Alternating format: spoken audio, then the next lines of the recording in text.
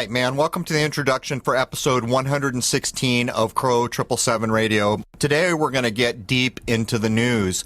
By chance, Jason and I met an insider from the highest levels of the kind of news umbrella, basically at the top, where the topics get created. And we will call this individual Tom. That is a pseudonym because he needs to protect his identity. And Jason and I will go down this road. I'm going to repeat something here because I think it's important that I cover in the second hour in the very beginning. A human being or an organization or a corporation are all in the same boat with regard to they cannot make a false thing true. Pretty much at this point, from my point of view, the news is engaged in making up false ideas and trying to convince the public that they are in fact true, that they reflect some reality in this world, when certainly, in almost all cases, the opposite is true. There is an advantage in this, though very few people see it. The advantage is that the ring of truth resides in none of it. The problem is, until people get back to common sense and into their higher minds, they've forgotten what the ring of truth sounds like. But for those individuals who in fact value common sense and have climbed back up into their higher mind, any given thing you are told can be analyzed to see if the ring of truth is in it, and with a little practice, it becomes a major tool in the tool bag. Anyhow, let's jump in with Tom and Jason Lindgren and hear about how the news is created from the highest levels. There it is, man. Cheers. All right, man. Welcome to Crow 777 Radio. This is episode 116. We are going to get a behind-the-scenes look at basically the news here today. I have Jason Lindgren with me and an individual who it will become clear why he doesn't want to use his name. We will refer to as Tom, which is in fact a pseudonym. Welcome, Jason. Good morning, Crow. How goes it, man? It's about hot and sticky up here. Hot for the moment, but we're supposed to get big old thunderstorms all day. Yeah, it's been great. I've been going into the ocean, so there's always that. But let's not waste any time here. It's not often that we're going to be able to source things like we're sourcing today, where someone actually has behind-the-scenes look at the news. You know, we've gone at the news time and time again. We've pointed out that what would you call it, an acronym? You know, if you spell out news, it's basically northeast, west, south. And we have pointed out that what news has become is a tool that pulls your mind in every direction and you never reach a destination. News is not news in the way that people think about it. And someday in this world, when people finally understand what news is, this will be a better place to live because we won't have so many video heads sitting in front of their televisions thinking they're being told something true. But anyhow, let's get Tom in here, Jason. Hello. How's it going, gentlemen? I'm good, man. How are you? I think you're up. Good. You're up in the northern states, aren't you? Correct. Yes. All right. Pennsylvania. I will say that. I think I can allow that to get out there. So. Do you want to start by, and this is totally up to you. I know that you don't want to be identified because some of the things we're going to talk about, but do you want to give any background about where this insight is coming from? Sure. I could name the specific company where I had previously worked. All right. Well, let me say this before you do. If you do that, you probably don't want to give time frames or anything more identifiable.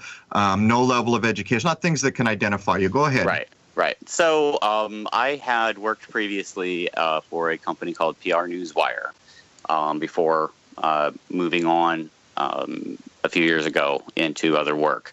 I at the time that I joined the company, it was kind of one of those, you felt like it was a dream come true. You know, finally, one of the rare people in America that gets to use his or her degree in a meaningful way. And I found out very, very early on what the real deal was once I got there. And the first clue I had was having to sign a series of non-disclosure agreements as well as a separate document that allowed them to oversee my investing activities. And the red flags just continued from there during the years that I was with that organization. What made you want to get in with this organization? Well, at the time, I was in the corporate world. I was doing a lot of corporate training work. And a colleague of mine had gotten hired into this company, was raving about, how great the people were and the benefits and the money was good and da-da-da-da-da. And I thought, well, if it's good enough for them, I'm going to give this a try. I'm going to go check it out. And I really enjoyed the interview process. It was very warm and welcoming. And I thought, well, this could be one of those jobs that you just take it on and you're there for a couple decades and you can retire comfortably. And so I said, yeah, I accepted the position and went from there.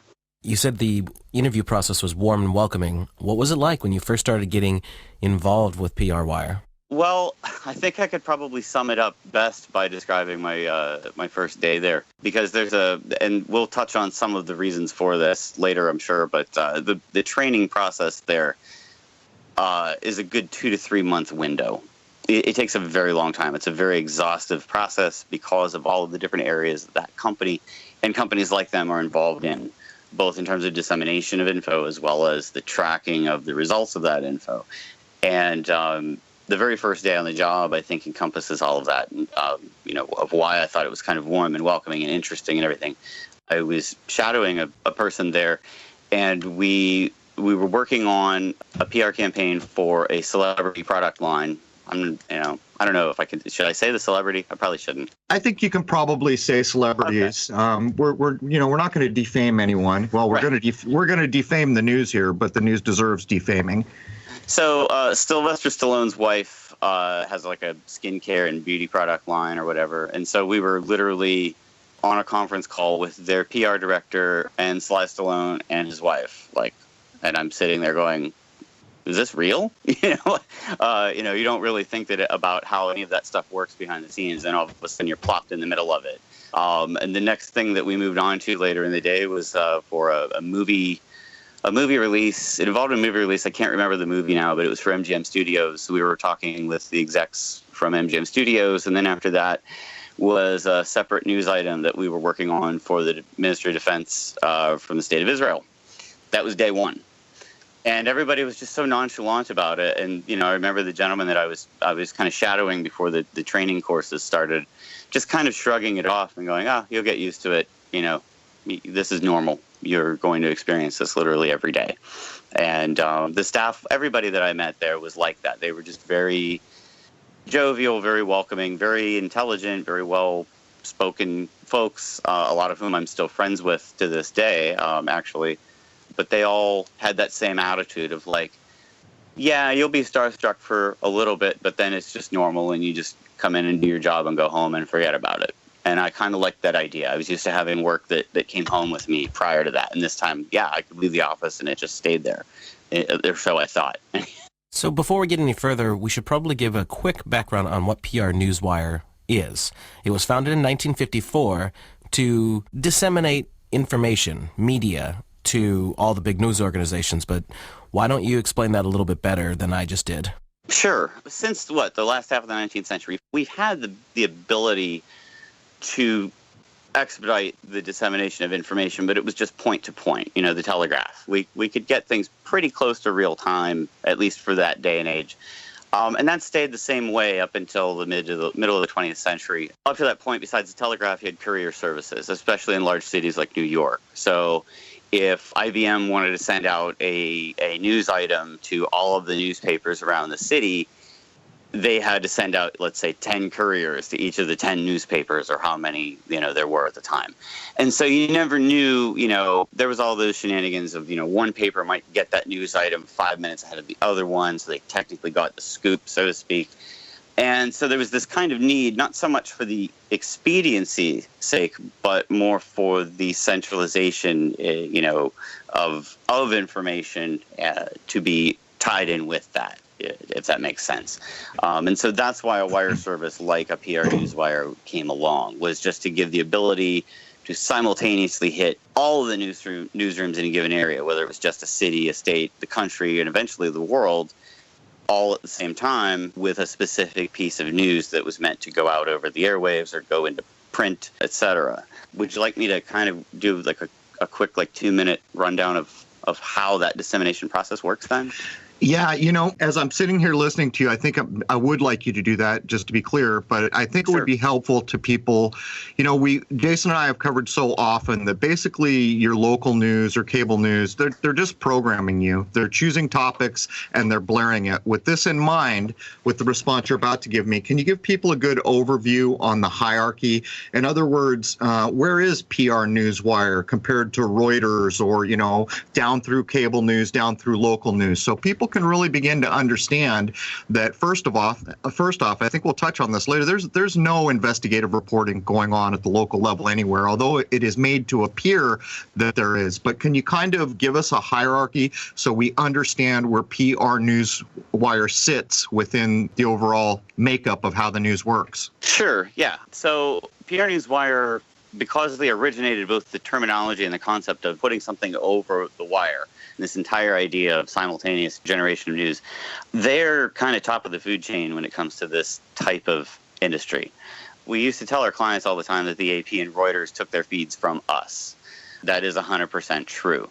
So they sit above places like the AP, Reuters, your local newspapers, your local TV stations, CNN, all of them. They're taking their feeds and their cues from this particular organization because they're kind of acting as like the top conduit, if you will, between the corporate sector, the nonprofit sector, and the general public. So let me jump in real quick here, Tom. Sure. So can we, in our minds, can we think of it this way? They're at the top of the umbrella. They're creating the source material that's going to go out everywhere, whether it's cable news, whether it's international news, whether it's local news. These guys are dripping down the topics for the day. Is that correct? That is correct. And I think a good way to illustrate that is during that training period that I mentioned, that was very exhaustive. Once I got to a certain level within the company, I was responsible for helping to train some of these folks. And I used to sit the trainees down and I would hand each, say like 2 or 3 people would share a newspaper, and it would be a different one from each different part of the country. So there could be one from Arizona, one from California, one from New York, one from Pennsylvania. I'd put them in front of them and I'd have each one of them in front of one of our computer terminals. And I'd say, okay, go into our database, which you'll love the name of it, Prism, and the appropriate sort of Pink Floyd-ish logo they use for the database's little icon on the computer. And I would say, run a search in Prism with every headline you find in Section A, and then go on to Section B, etc.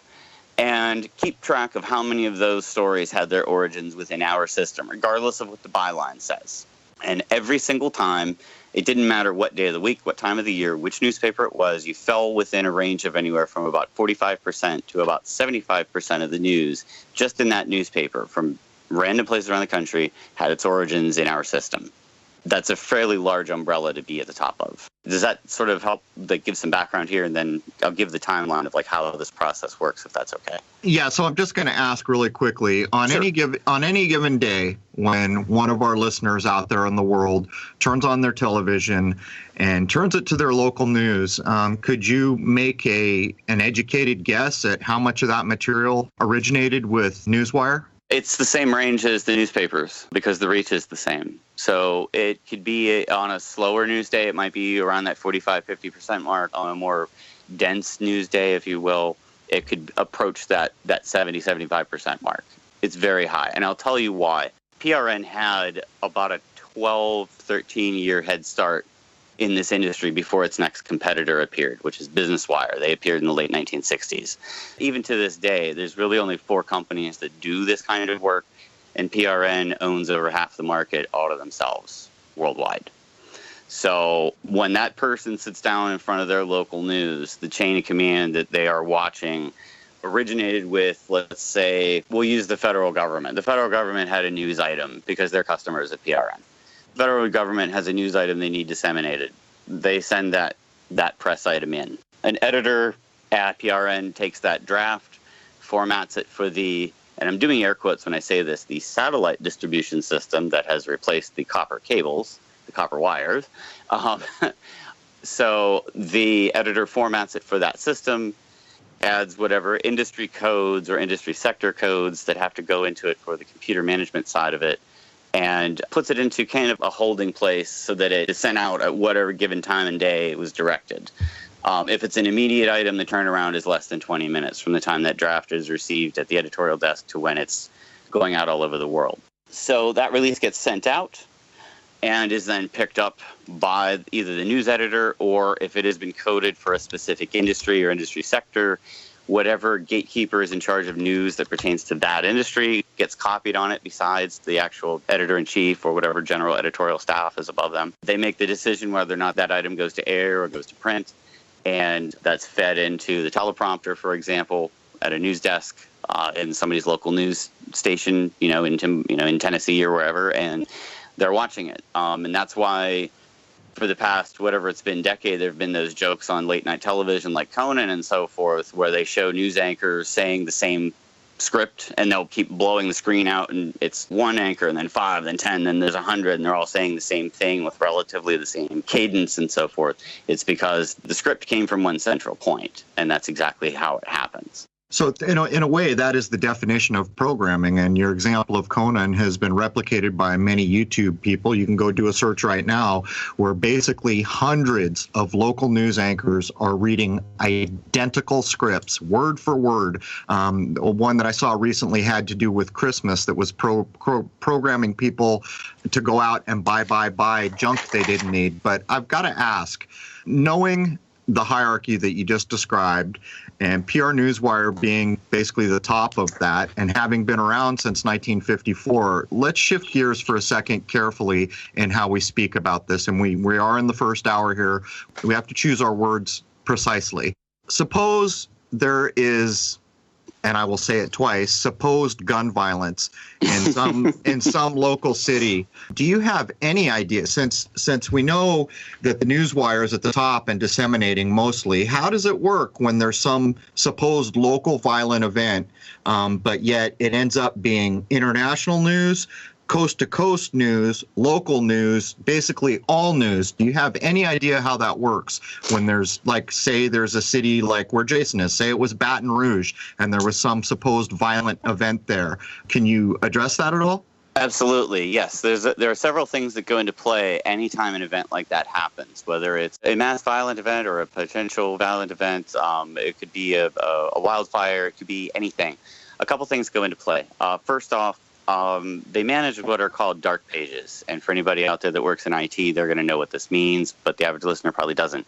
Dark pages are set up, they're web pages that exist, but they're not cataloged until you essentially flip a switch.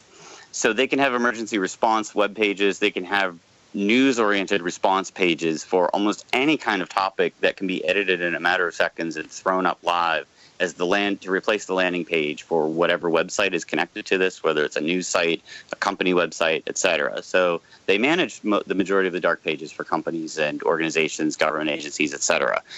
So that's the first thing. It's one of the first things that goes into play. Is there's a dark page that gets switched on and goes live as kind of a central information hub. So you see that further centralization of the whole process here. The other thing that they will often do is they will offer free press release distribution for anybody that is putting out a news item related to whatever that tragedy or that event that happened. It could be, sometimes companies will try to piggyback off of that, especially smaller companies that want to kind of get themselves up in the public eye like that. But you can kind of see that sort of coaxing, almost like the ice cream truck analogy with stranger danger and all of that. They're like, yeah, go ahead. You can send your info our way. Nothing bad will come of it. No ill use or anything. It's free because it's related to this tragedy. You want to help with the tragedy, don't you? It's always presented that way. And they put that information out publicly that, anything on this subject, we will distribute it for free. So those are two very, very key things, in my opinion, because you're coaxing everybody into this. It's almost like kettling for crowd control. Only in this case, it's information control that's being kettled. And at the same time, when people go to do their further research after hearing this news item that was probably sent out for free because of that sort of coaxing process, they're going to find these landing pages, these dark pages that went live. And they're not going to be told, oh, did you know that this was pre-prepped? There's no indication of that unless you work in the industry, and then you realize, oh, yeah, these things are all sitting there. They have everything already ready to go at a moment's notice. Doesn't matter what the tragedy is. I'm kind of curious, in the late 1900s, early 20th century, all this would have been done by, telegraph?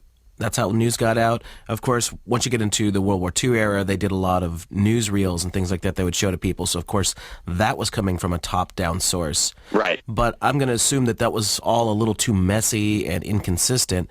So you get up to 1954 in an organization like this where everything can be disseminated in one shot and makes it so much easier for information control from a top-down standpoint, right? Correct. And it's a lot, now that we're into the digital age, it's even more sophisticated. For example, specific timing down to the minute of when something like this gets sent out. You can send a release, for example, so that it reaches each news area in the proper time zone. So you're not sending something at 9 a.m. New York time and it's God knows what in Tokyo. It will hit each of those newsrooms at 9 a.m. local time. It will be translated ahead of time by a real live person that knows the local dialects before it's disseminated at that appointed time. And conversely, there are ways to bury news, which I'm sure we'll get into once we get later on in this conversation. You can purposely bury news items using that same formula. Well, it's interesting what you were talking about, particularly the black web page idea where you've already got these things pre-built. They got caught with their pants down on a number of these violent events that happened on a given day. And then when they flipped over the websites to be, they had not cleared the server stamps, and people easily looked up that they were created a week before, 3 days before. But I want to get into a couple things here, and I will point out once again, as we always do on the show, words have meaning. This is press release newswire. Press release. The idea of a press release is not news, but what I wanted to ask you, Tom, is have you heard of the Schmidt-Mundt Act at all? Are you familiar with it? Yes, okay, absolutely. That's the vein I want to get into here for a second. Sure. In your view, or are you aware of any laws that make it illegal to present made up out of thin air news? And I reference Schmidt-Mundt for the obvious reasons. Aside from the Smith-Mundt Act, no. That's the only one to my knowledge that made it illegal, at least to propagandize using an arm of the news. Unless something has been proven out as false, no reason to ever have a retraction printed. At the heart of it, as you well know, the idea of a free press was supposed to be a two-way street. You know, we kept them in check. We received information through them as the conduit. I think in the case of a company like PRN, and others like them are kind of taking advantage of that trust because there really isn't a law that says, unless it's slanderous, obviously. But you don't really find that in press releases. That's actually one of the areas where I will say they're on the up and up. You can't specifically call out somebody. You can't comment on, for example, a court case unless you have the docket number and you're directly involved in that particular case and the people involved in it. So you can't do anything like that. But as far as preventing propaganda, no, there's really nothing aside from Smith-Mundt to prevent that. I'm glad you used the word propaganda because it's just a fancy word that basically means you can be lied to for programming reasons. But and I didn't realize we were going to cover Schmidt-Mundt, or I would have looked up these things. Jason and I have covered this before. I have a very old clip on my YouTube channel that talks about VNRs, which we'll touch on in a minute here. But if I remember correctly, and don't hold my feet to the fire here, I'm coming as close as I can. I haven't thought about Schmidt-Mundt for about, 3-4 years anyhow. If I recall correctly, it was revised somewhere around 2012. But there is this idea that back during the supposed World War II era, it was against the law for the news in this country to propagandize its own citizenry, all right? And I think Schmidt-Mundt was wrapped up in that. And again, I'm pulling from memory. But it was perfectly okay for U.S.-based news agencies to propagandize any other country. As Schmidt-Mundt went along, as I understand it from memory here, it became perfectly legal and acceptable on the updates of that, I think it's an act, to propagandize its own citizenry. And the reason I'm pointing that out is so many people point out that, look, this event was just reported to us, but we know damn well there was a drill in the same place 3 days prior. We've even had reports of people watching them film the drills, and then lo and behold, the drill was actually doing the very same thing the supposed violent event gets handed off as. So I want to make it perfectly clear that people can go look up. As far as I am aware, there is absolutely no law that makes it illegal for the news to lie to people. And so that brings us around to VNRs. VNRs is a key part of local news. And so I'll just throw it to you, Tom. Can you begin to address what a VNR is and point out how it homogenizes messages across all local markets? Absolutely. So the challenge that came about because of the rise of what we now call multimedia was the press industry needed a way to deliver the entire story without having to send a camera crew out to everything, whether it was a product launch or a market opening or, national news piece, anything like that. But especially in the corporate world, it was just too involved. But news stations needed graphics, like high-res graphics. They needed B-roll. They needed on-camera interview spots. They needed it all already done just to save the hours that would be involved in the travel, etc. So this is something that if the audience goes and looks this up, they're going to find incorrect information if they try to look up the origins of a VNR. I know this because I worked directly with the company, and that company is called Multiview, and it's Multiview VU at the end if people are researching it. Multiview used to be an independent multimedia production company that PR Newswire purchased in the, I believe, mid-1990s, late 1990s. They are the origins of the VNR package, and simply put, what a VNR is you take a text-based press release, you embed it in an HTML-coded package that can either be posted to the web or delivered to a newsroom, and inside that package, besides the actual talking script, the press release itself, there are embedded HD B-roll clips, any associated interview spots, all of it already edited, ready to go. They have to follow broadcast standards that are very, very specific for it to even be accepted to be disseminated over the PR Newswire delivery system. And also in there, in the VNR package, are things like high-res vector files of logos that might be needed, high-res photography examples, and those also follow very, very strict guidelines, both in-house and in accordance with the AP's image database guidelines as well. So when a newsroom receives a VNR, they literally are getting everything prepackaged. They literally can just drag and drop that video piece and put it on air in a matter of seconds. They don't even have to double check it, and they really don't. And in most cases, they don't even know the source of that VNR. There are still, to this day, there are journalists out there, especially in television and cable news, that think their team put that together. And the reason I know that, and I'm sorry to go on an aside, but I think this is an important thing for everybody to realize. I used to visit newsrooms from time to time with the head of media relations staff that used to fly out from New York City to whatever city they needed to go and talk to or whatever. And there were a lot of cases. I'm talking probably at least 3/4 of the time that even the editor-in-chief, let alone the on-air talent, had no idea who we were, why we were there, or the fact that we were the ones handing them the information that they were reading and putting out over the TV. They literally had no idea until we actually sat them down and showed them, like, the chain of command by which they received that VNR, for example. So that's basically what a VNR does. It's a prepackaged video propaganda piece that up until just a few years ago went largely unchecked. Now they at least pretend to do some background work before they roll that stuff to air, but it's still propaganda and it still gets to air.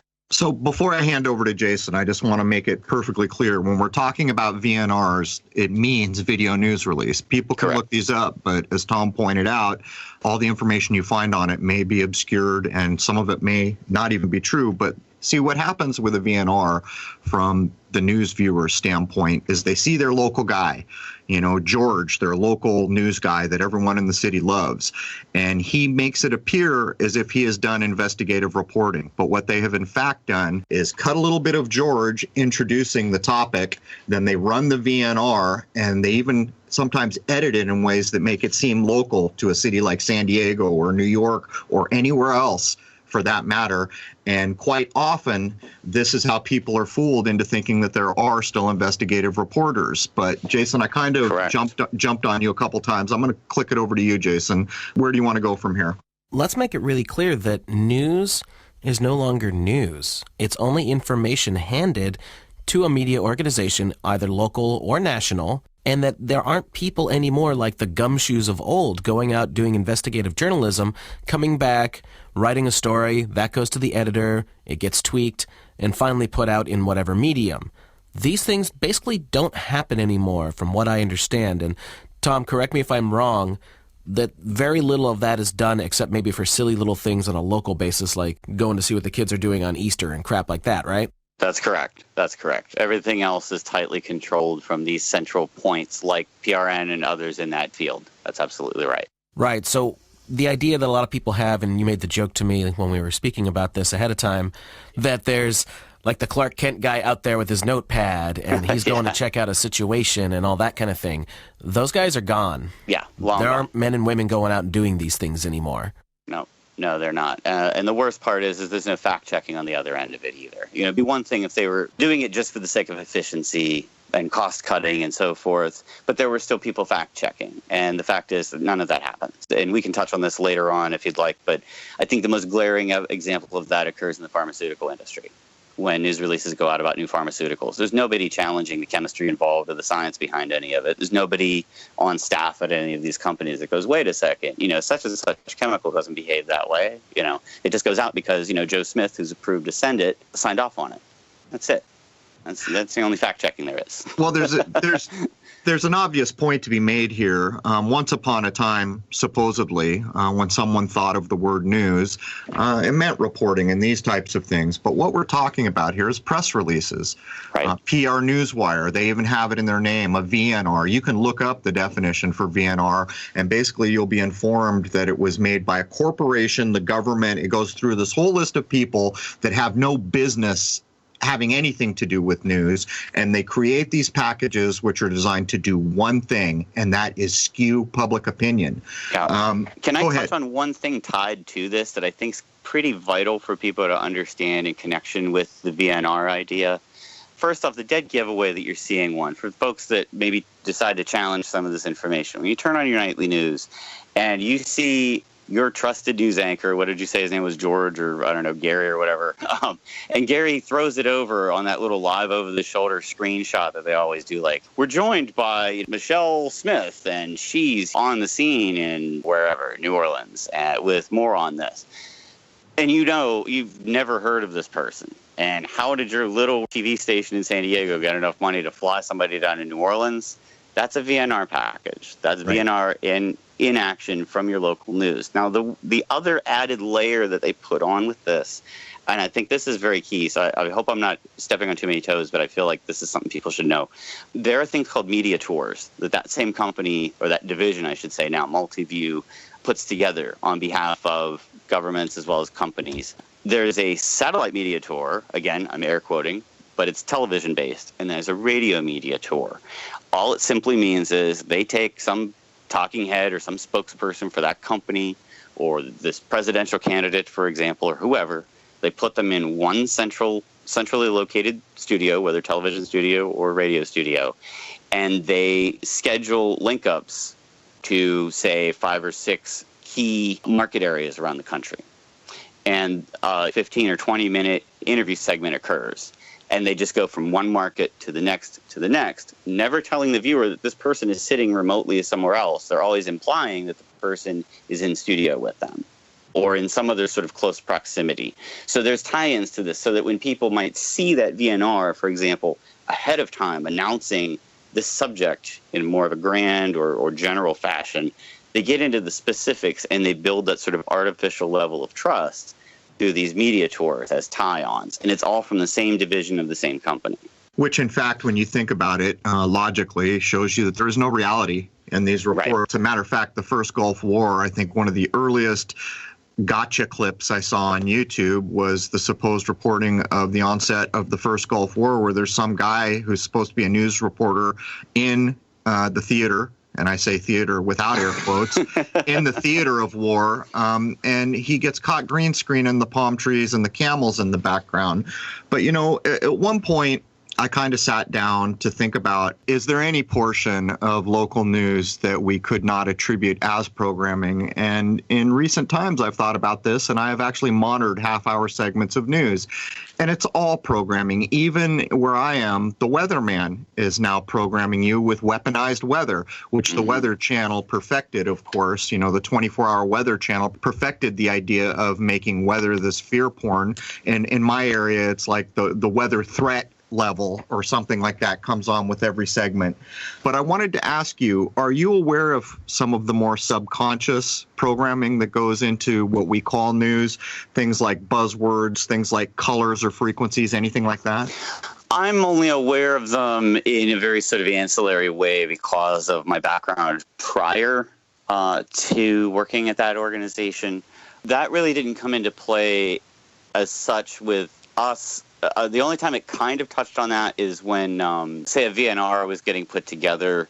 There would be a little bit of a conversation on the color scheme that would be used. These aren't just plain black and white, digital things. These are HTML, multimedia-rich packages that are sent out that look like an elaborate web page. And there is a consideration there for color scheme and in some cases on the actual layout, the layout template. But aside from that, not really. The closest as far as any kind of buzzword goes, I was there when they first implemented the idea of having XHTML embedded keywording, so that certain keywords and phrases within a press release, when it was posted online to a web-based news outlet or what they call a microsite post, it was the start of being able to click those keywords and be further propagandized.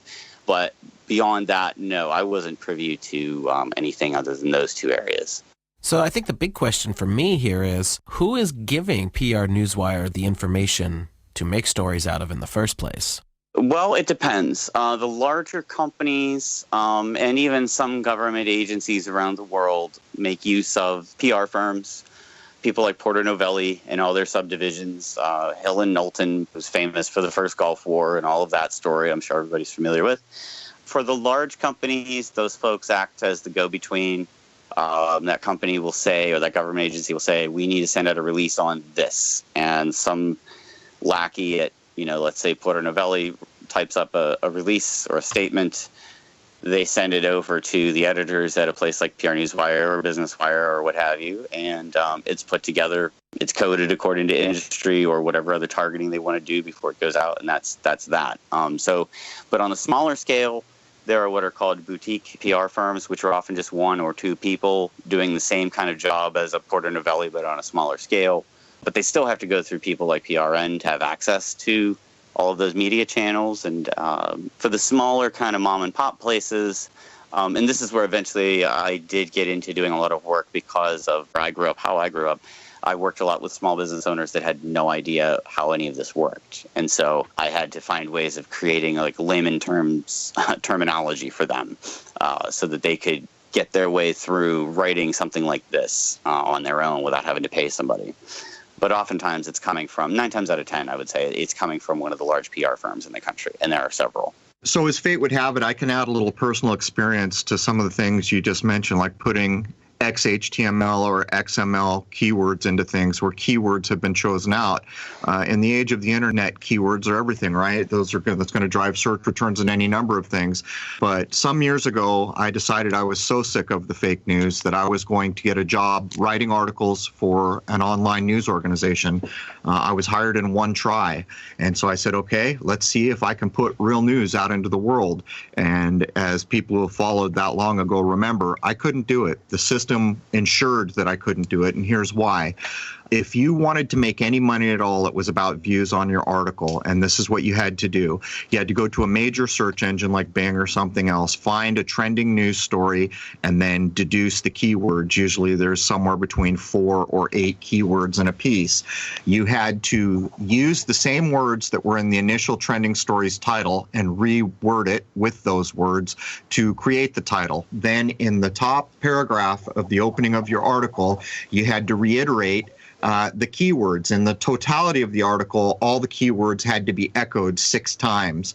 But here's the rub. That's bad enough on its own because it proves that someplace like PR Newswire generating a story at the top level is then just getting echoed by hundreds of article writers online. I tried to introduce real news. As a matter of fact, I wrote an article about the lunar wave and my experience with that and some other things that I filmed firsthand. The editor would not approve them because you have to have 2, and I quote, approved sources on your article. And since it was original news for me, it was not possible to have original sources backing the idea.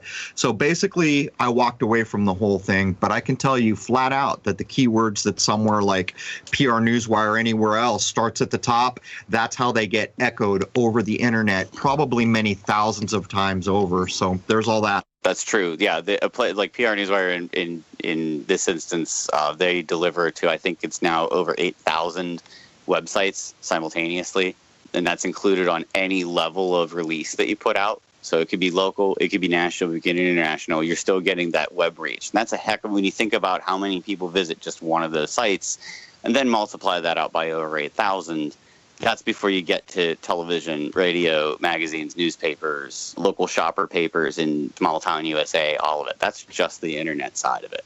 It's ridiculously huge. So when you talk about an echo chamber, that's like the ultimate echo chamber. Is this a subscription service? Like, do all these organizations have to subscribe on and pay on a month-to-month basis? It's an annual fee. Yeah, it is subscriber-based. There's an annual subscription fee that most clients will pay, as an organization, or if it's like an author or somebody, they'll pay it individually. Every other organization pretty much operates that way, with the exception of maybe PR Web. They're kind of like the number 4 guy on this sort of hierarchy.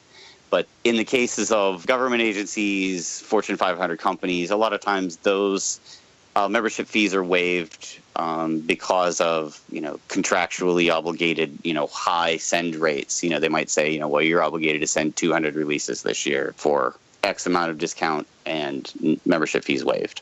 But normally, there is a membership fee involved. And quite honestly, there are folks and organizations out there that are members of these kinds of services that don't send out any information. They just want access to kind of the inside track on certain kinds of key info that you would only get access to by paying the membership fee. So every major media organization would probably be subscribed, even if it's not PR Newswire, to one of them? The media has free access to all of this stuff. They do have a vetting process to make sure that journalists are who they say they are, or news organizations are who they say they are. The membership fee applies to people that are looking to send, it does not apply to the people that are on the receiving side of that info. So anybody can receive the info for free? They are an accredited, fully vetted member of the press, yes. Like, journalists have free access to all of this info. Do you know what the fee is? I mean, is it exorbitant? Could just a random average person pay the fee and get access to all that, or is it a huge fee? Yeah. No, it's not that big. I think at the time it was in the $250 range. I think it might be up to around $400. I could be wrong on that, but I had checked in on something with them about 2 years ago for a client of mine, and I was kind of surprised that the fee had jumped that much. But it's still not that bad when you consider what you could get in return for that membership fee each year. $400 is a drop in the bucket. If you can benefit, let's say, in your ratings, if you're a news anchor, or let's say you're somebody looking to track investments and make better investment choices and you want some inside kind of info, $400 a year is nothing. So it's not super exorbitant. It's funny, you were talking about the little boutique places, which probably have just a couple people that are basically doing the same thing. They're creating basically what amounts to a VNR. Before censorship came to us so heavily in 2017 in YouTube and all the other social medias that are now trying to control what living men and women can say online, I remember they had outed one of these little boutique shops for having filmed pickup trucks with guns and other things on them in the Arizona desert and passing it off as something that had gone in the Middle East. But this is the reason I'm bringing this up is because, now we're also censored. The chances of anyone being able to point out to many people the nonsense that is going on using social media, that's almost gone now. So what we're left with is the PR Newswires of the world, making up whatever they want, actually calling it a press release and then passing it off as news. And in some ways, it's almost like we get what we deserve, because if people will sit in front of their televisions so kind of drooling that they can't possibly understand what they are looking at, which is not news. I mean, what do you think? Let me ask you before I hand back to Jason. Do you think it's getting worse? I mean, do you think there's big changes still coming in this arena where they're just totally funneling down, controlling the message? Or do you think there's kind of a stasis at this point? No, I think it is getting worse, and I'll give you a great example of that. I remember during my time there, how they were bragging that they were the first news distribution service to gain access to Second Life, which is that online community, if you've ever heard of it. I'm not sure, where you create like an avatar and it's not a game. It's literally like this other place, and people conduct business in there using this like currency. I forget what it's called, like Lindy or something. And You can go in there. There's people that host live rock concerts, but it's all using these computer animated avatars that they created. And there's people that have remade replicas of all the famous buildings and countries and scenic areas of the world. And it's literally its own nation, if you will. And I remember PR Newswire saying there are news hubs built into Second Life, and we're going to be able to bounce our news to these news hubs in real time. So that even if you say, well, the heck with the real world, I'm making, there are people who make millions of dollars in this Second Life world, for example, they'll be able to still see our information on behalf of our clients. In other words, there's no escaping the reach. You know what I mean? You can try to remove yourself from modern society, or at least contemporary society, as much as you want. You can live virtually. We're still going to be there. They're literally to that level. And that was quite some time ago. So I do not see it hitting a stasis point. I see it continuing down this path to where you kind of extrapolate. The federal government has permission to disseminate emergency messages to your cell phone and interrupt a phone call, right? Well, there's another step forward. And in the worsening of this, I'm wondering if it's going to get to like the touchscreen in your car is going to start babbling all this nonsense at you from places like PRN. It's very conceivable that we could be there in a very short amount of time, because the progression that I witnessed tends to point me into the direction of thinking that, yeah, it's going to continue to get worse. It's going to continue to be more invasive, whether we like it or not. Any idea how they got started in the first place so that they would be trusted to be given information to disseminate? Well, I don't know about necessarily how it began, but I do know how it developed. And I call it artificial trust. And I think that, honestly, if we're really looking at this fairly, that's what the PR industry is about. It's about generating a false sense of trust. Edward Bernays most famously laid the groundwork for all of that through associating, this is good, and this is what we're going to sell. We're going to thing with the thing we want to sell, and everybody will do the math from there and pick it up and move with it. So the way that, in this case, the modern way that the trust is built, we've already been told clear back in the 50s, and I think this is kind of points in the direction of answering your question. By that point, everybody was used to having the trusted news anchor, the Edward R. Murrow and the Walter Cronkite and the Dan Rather later on and all of that. So that whole, well, it's in the newspaper, it must be true. It's on TV, it must be true. This guy has a nice face and a great suit, I'll trust him. So I think they sort of played off of that in one respect. But then as people got wiser to some of these workings, I think the level of sophistication had to kick in. So nowadays, that trust is built through, for example, expert commentary. There is a service with that company called ProfNet. It's short for Professionals Network. And ProfNet allows people to list themselves as, quote, experts in a given field. It could be political science, could be environmentalism, it could be the auto industry, it could be anything. They pay a relatively small fee, somewhere in the neighborhood of like $400 or $500 a year, and they're listed in this database as somebody that can be reached out to by a member of the press if they're doing a story that relates to that person's field. And by simply being able to plug in a soundbite from that heart surgeon or from this particular commentator or even a celebrity, people like Ben Stein are listed in that database, as well as other celebrity spokespeople. A journalist who has free access to this database can send out an anonymous email to that specific industry segment and say, I'm looking for 2 experts for my upcoming article for a major publication. And they'll say, journalist name withheld. That way there isn't anybody bucking for, oh, I remember, I know who you are, or whatever. It's held somewhat anonymously. And then you find out it's some major writer for like Time Magazine or whatever, and they're doing a story on a heart valve. And there's this surgeon that you've never heard of from a hospital in a city you don't know, but they're somehow an expert on this heart valve. And they're speaking to this reporter about some pharmaceutical company's new heart valve. Or if it's a celebrity, oh, I can believe this because I really like Ben Stein. I'll trust that guy's opinion on this topic. So that's a good thing that this journalist was able to get a hold of him. Well, no, that Ben Stein responded, or, well, Ben Stein's agent responded to the email inquiry. So this goes on quite often where you're creating this sense of trust based off nothing more than the public's perception of these folks in public life. There really isn't any there, to use Crow's phrase. There really isn't a there. It's it's just fluff, and it's fluff that people have been taught to believe through the very item that they're getting this information from, the media. It's kind of a ridiculous, vicious circle, if you will. Those are just such salient points. It's like the Jedi mind trick, isn't it? When Yes. I was young, I can flat out remember the news informing us all that the most trusted man in America over something like 10 polls was Walter Cronkite, the man who stood there with a straight face and told us Kennedy was assassinated and told us we landed on the moon. But we're getting close to the top of the hour here, but I would also point out before I wrap up the first hour, go back and look at the movie Citizen Kane, which is regularly voted by Hollywood the best movie of all time.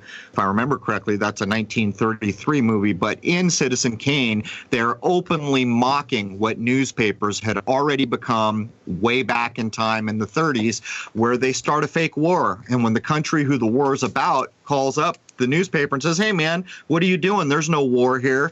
The newspaper responds, "Of course there's a war there. We just reported that there was." I think in the modern iteration of that would be Wag the Dog. If people want to take a look at how all this fits together in the age of multimedia, Wag the Dog is a perfect example of what we're talking about here. Exactly. Actually, in Wag the Dog, they spell it out. But anyhow, that does bring us to the end of the top of the first hour for episode 116. When we come back, we're going to start to get in a little bit about who owns these top tier organizations, try to dissect a little bit, where's this messaging coming from? But anyhow, at the posting of this episode, there will be 116 free hours of content at crow777radio.com. You do not need a login to access it. I hope to see you all over at Crow 777 Radio for the second hour. We exercise free speech over there. And here talking about the news in the first hour, we have to choose our words carefully. Otherwise, we get censored, the video gets pulled, we get a strike, and nobody gets to hear what we're talking about. So anyhow, there it is, man. Cheers.